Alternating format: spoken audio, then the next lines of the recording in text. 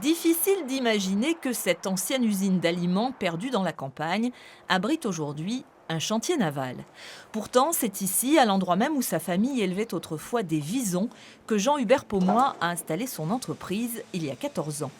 Du vison au bateau, cet ingénieur en biochimie a mis 3 ans à franchir le cap et s'en félicite, car aujourd'hui Jean-Hubert espère obtenir le prix du voilier européen de l'année grâce à ce trimaran, l'Astus 20.5.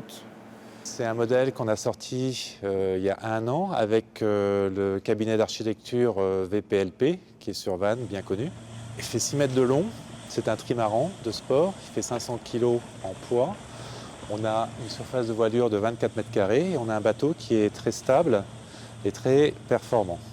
On peut monter à 20 nœuds avec ce type de bateau. Le bateau, qui dispose d'une petite cabine pour deux, possède aussi des tubes télescopiques qui permettent de déplier et replier les flotteurs. Le trimaran se transporte ainsi plus facilement. On arrive à le faire aussi bien sur l'eau qu'à terre en 2 minutes. Quand vous arrivez sur la cale, vous avez juste à lever votre mât, mettre les voiles et sortir les flotteurs. Les trimarans en polyester sont entièrement fabriqués à Brec.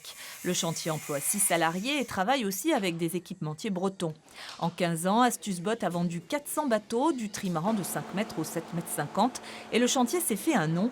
Mais obtenir le titre de voilier européen de l'année serait un plus. C'est une valorisation, en fait, c'est une reconnaissance vis-à-vis du bateau déjà, du 20.5, et puis de notre métier aussi. En termes de retombées économiques, effectivement, c'est important parce qu'on se retrouve avec une couverture européenne du jour au lendemain qui permet d'espérer des ventes dans l'Europe.